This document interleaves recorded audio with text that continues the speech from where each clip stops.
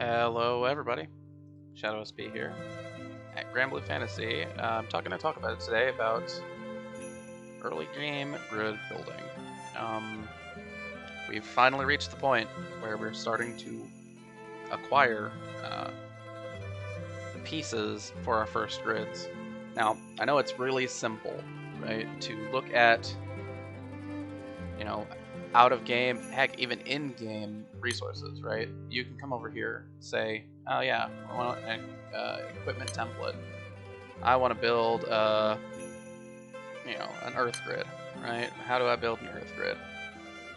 Well, we can come down here. Oh, here's an earth grid, right? This is something that you can do.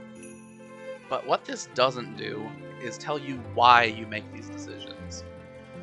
Right? It just gives you a template and says, I want you to follow this. And that is suboptimal for your progression through the game. So let's go to a party. We're gonna go to a new party over here. One that has nothing in it. And I'm gonna look at a couple of different weapons. So in Earth, we have a decent number of weapons at this point. This one we got from the main story. This one we got from the side story. And these other ones we got from, hitting the Yggdrasil raid, the Yggdrasil Omega raid. We should also include the SR weapons here, because they're also relevant for our discussion. So, when we're looking at grid building, if we're looking at incredibly old information, they will actually suggest that you use these SR weapons in your grid. Modern grid building, we won't do that, because we get so much for free, and so much quality of life has been implemented in the form of the side stories that we really don't need to do that anymore. So, what is our goal when we're putting weapons into our grid?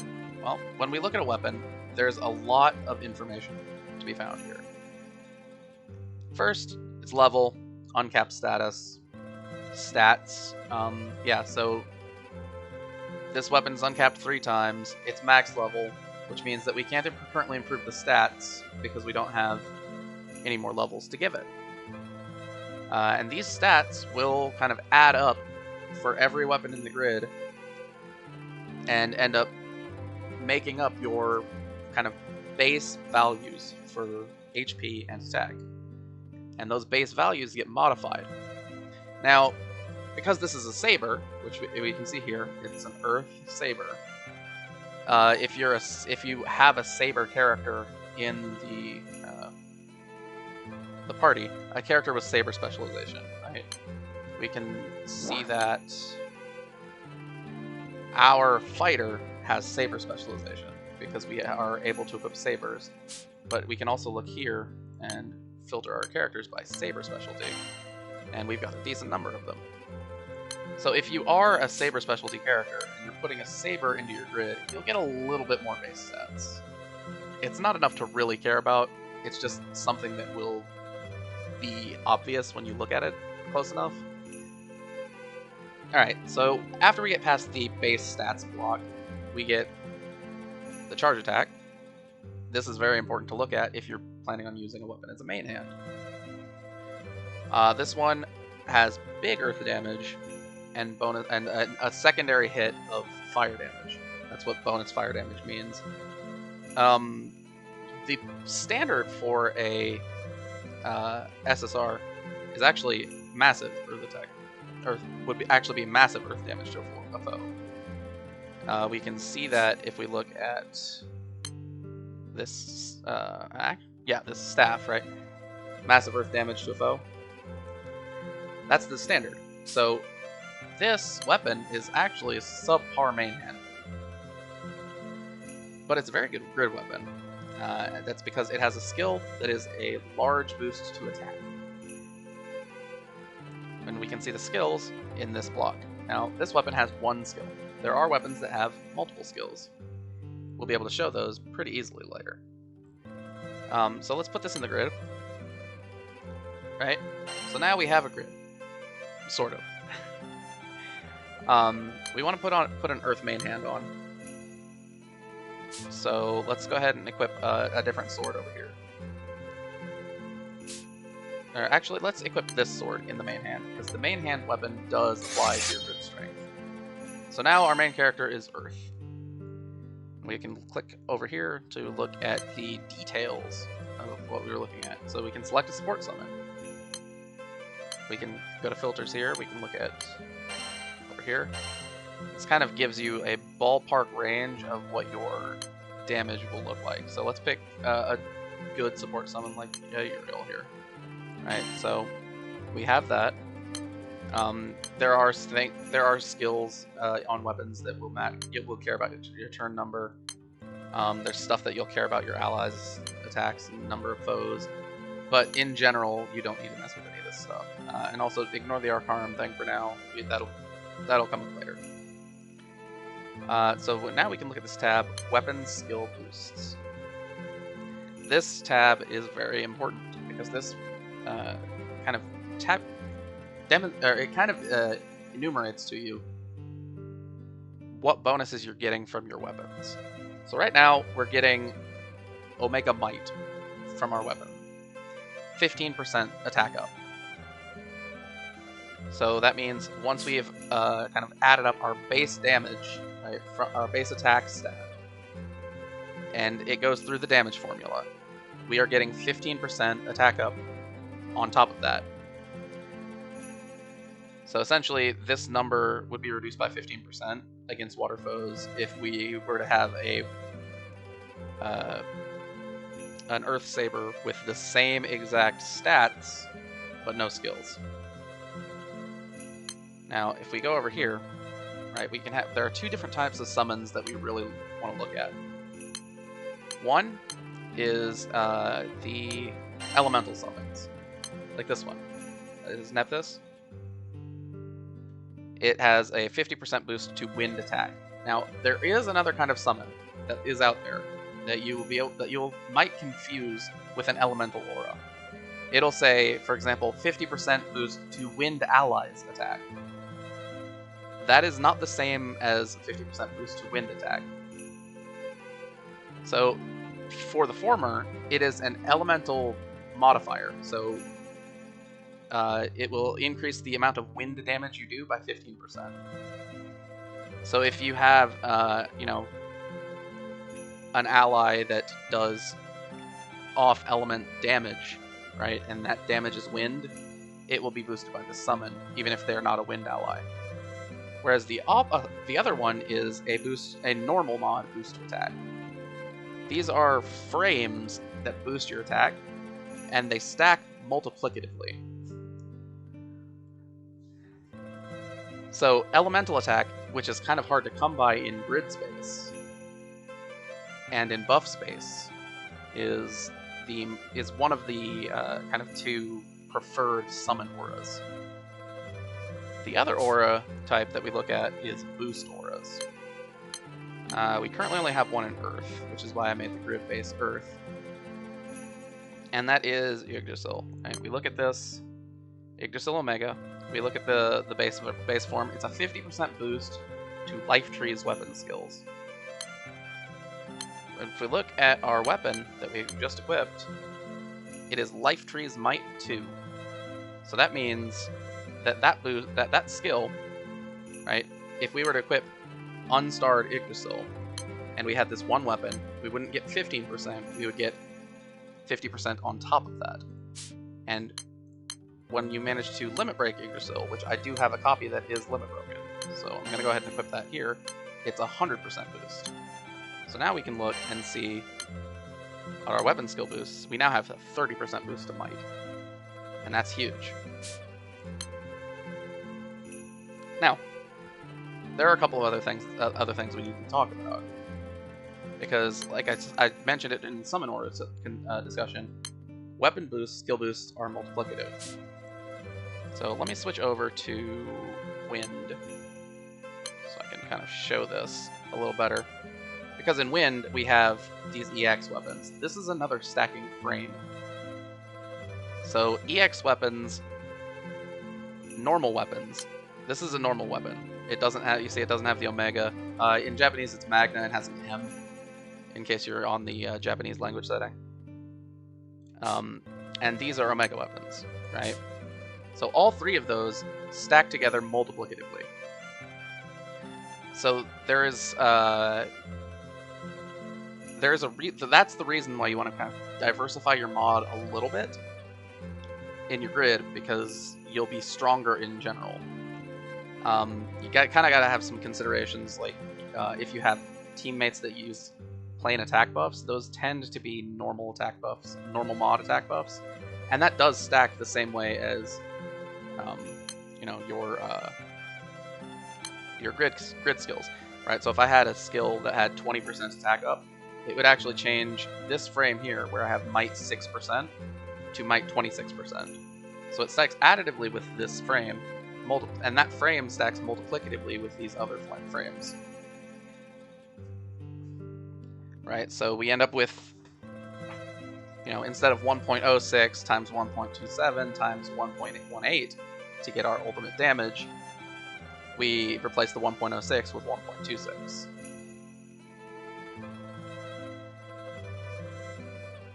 And that is more or less the damage calculation formula. Now, there are weapons that have multiple skills. You can see several of them in this grid.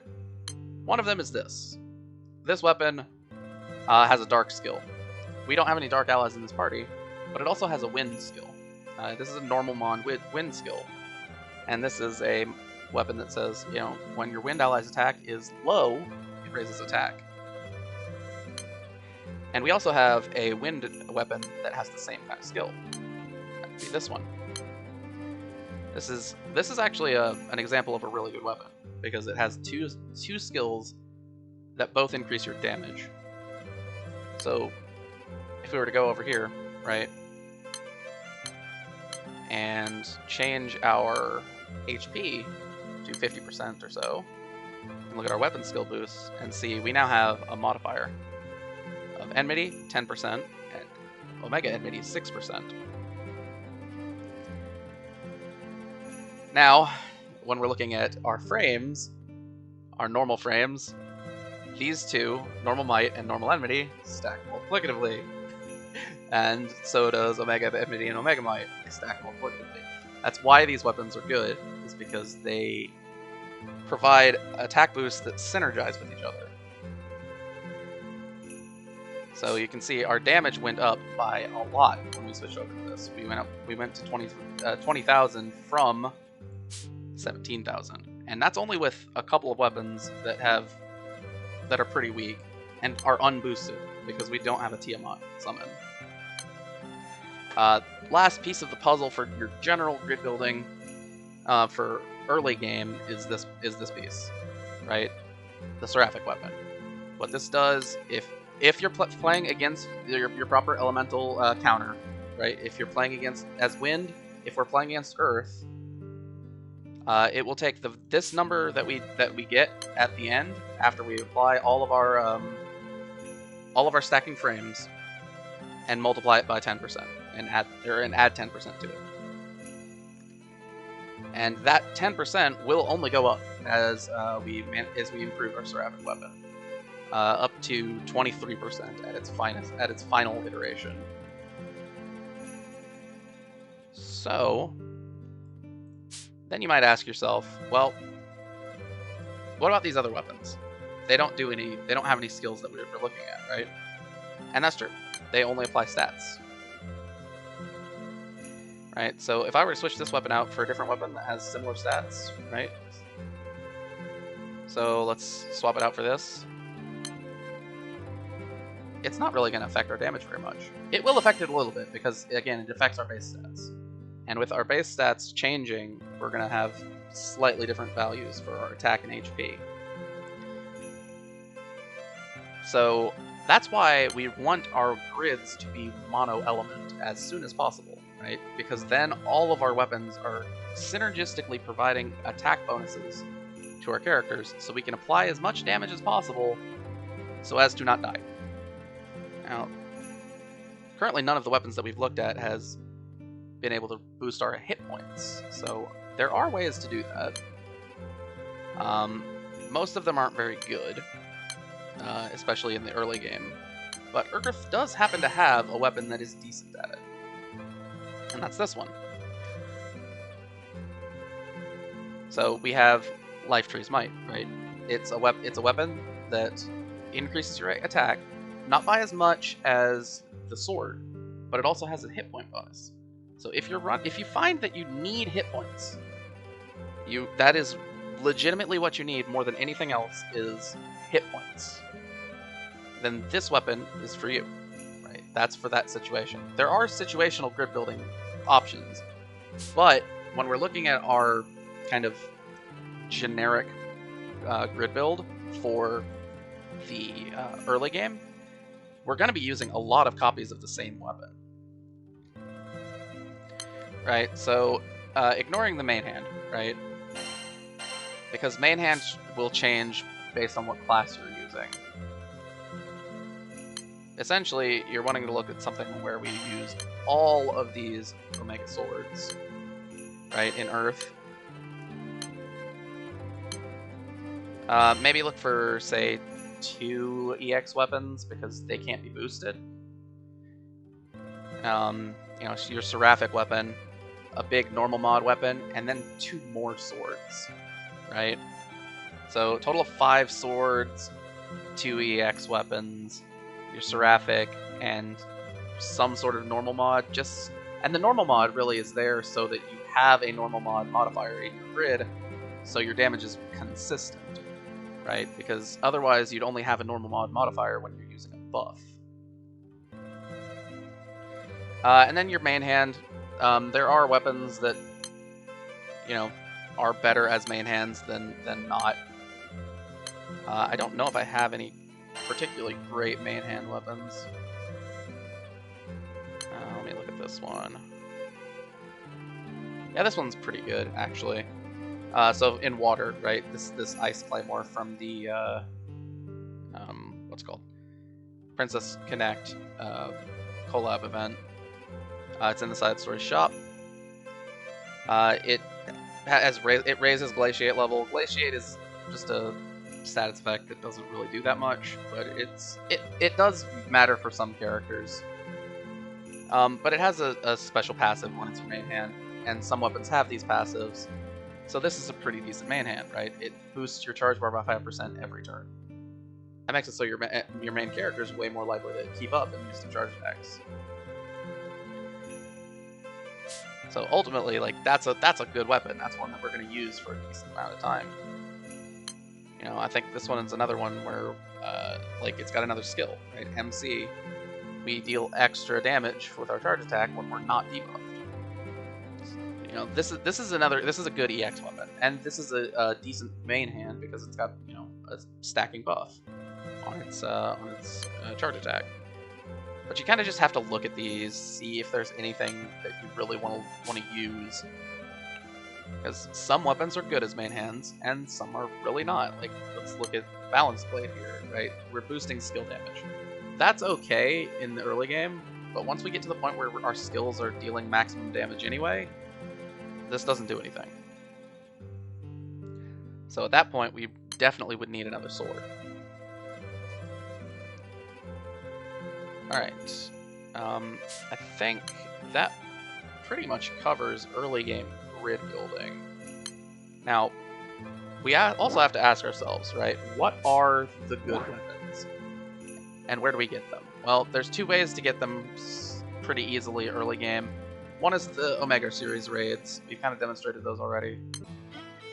I don't think we got a drop on either of the ones we cleared, but they do drop. The odds aren't great, but if you just keep at it and host your raids daily, you'll eventually get there. The other way to get these is through pendants. Now, because of missions, you end up with a ton of pendants.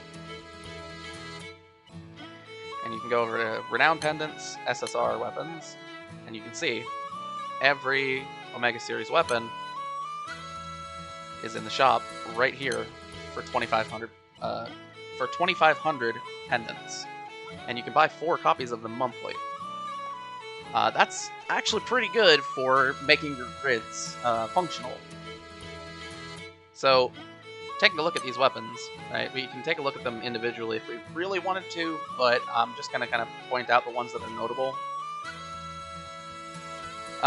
So Colossus Cane is the one that you want, basically the one that you want a lot of. It's got the big boost to attack. Its base stats are fairly weighted in terms of HP rather than attack, so fire may feel a little weaker than other elements when you're just kind of, if everything else is equal. But you'll have some extra survivability with that. It's kind of useful. I think this katana is kind of notable, not in that it's a good weapon, but in that it's a katana, and those are kind of hard to come by. But we don't have any classes available at this stage that can use a katana as a main hand. Then when we come down to Leviathan's weapons, it's the dagger, no question. It's the same as the cane. It's a decent main hand. It's not great, but it is usable. So as a dagger, it's pretty good, and as a grid piece, it's very good. We talked about the Yggdrasil weapons. The sword is the main prize there, but the Dew Branch, right, the staff, does see some play. Right, it would be useful to have one of these, and the main story will reward you with one of these. I think somewhere in the next set of story quests that we're on, so like chapter 36 or 40 or something like that. So that will be another solid grid piece that you don't really have to actively try to replace. When we're looking at Tiamat, there's 2 weapons that are decent. The best one is the bolt, right? The gun, because it has the 2 different attack modifiers. But if you get fists, if you get the gauntlet, those are also usable because they're the big boost to attack. So Tiamat weapons have 2 weapons that are pretty good, and you can, if you get a lot of fists, you can kind of passively transition into guns later. All right, then we go to Light and Dark. The sword. The sword is the prize. And they know it's the prize because, unlike the others, you can't buy 4 of them monthly. You can only buy 10 of them per account. And you basically want a full grid of them for high-level content. Now, the sword is the prize, but it's not the prize at low levels. Because in order to get its second skill, which is another attack mod, you need to uncap it to 4 stars, which we cannot do at this stage. I mean, we might be able to, but it's not intended to be done at this stage. Actually, I think you have to host a high-level raid for it, so you can't do it at all. Yeah, now that I think about it. Outside of that, the gun and the harp both have big boost to attack. So they're both very strong for your kind of filler pieces. They both come with off elemental HP increase skills. That's not very important. The axe, it's not the best. If it can make for a main hand that's passable, I guess, in a pinch, but there are better options. And then finally we go to Dark. The claw is the big winner. It is basically the gun from Tiamat again. It's got 2 attack modifiers. However, there's also 2 other weapons in here. One of which is kind of notable because of some gotcha things. The spear is big boost to attack. It's pretty good. The Zognal, the axe, is a pretty good weapon again. It's got a big boost to attack. And this weapon is kind of notable because there's a gotcha weapon that can be used to upgrade your grid, kind of at any stage in the game, that cares about how many axes you have equipped. And this weapon is an axe, and that weapon is a dark axe, right? So they kind of synergize that way.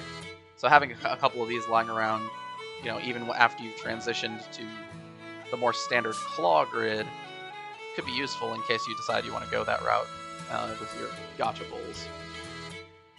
And then we have this harp, which you kind of don't care about. It might be an okay main hand if you really need it, but ultimately you kind of hope to not need it.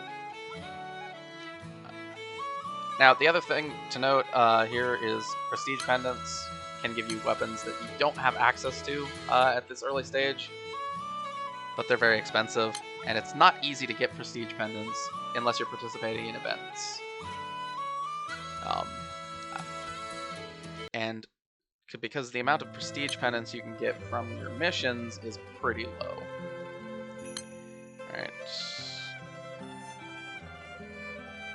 Yeah, right, like, you get 50 for starting the 10 raid battles weekly, right? This kind of thing. You'll get some, and eventually we'll be able to buy some stuff, but I'm not going to talk about those now because those can kind of go in the discussion for grid building that we have later. But for now, I think that covers all of the major early game grid building things. Alright, major talking points. You're stacking frames, diversifying your mods, making sure you equip the right kind of summon. Yeah, and also you should make sure that I think that I've talked about this plenty, and you can kind of tell that this is the case when we look at how I've got my party screen lined up. Make sure your party is all the same element, because if you equip all of this earth stuff and put, you know, a fire character in there, they get no benefit other than the base stats. So you just want to be careful, make sure that you're not screwing yourself by not equipping or not matching your party to the grid and not matching the party to the content, right? So now that that's covered, I think that our next topic that I'm going to cover, kind of on the progression side, is party building. And team building is important, so I think I'm going to cover that. I don't think I'm ready to tackle either Colossus or Leviathan, and I'm definitely not ready to tackle the Light and Dark raids for the Omega series, considering that Tiamat was pretty dicey to clear. We did manage to do it convincingly, though, so that does mean that there's going to be some farming that's done off screen. I'm going to use EP kind of as I get it passively. And yeah, I've got a raid battle right now. Take a look, see, I've been, you know, passively looking at these Tiamats and stuff. And that's important to do also, just because those are your main source of experience.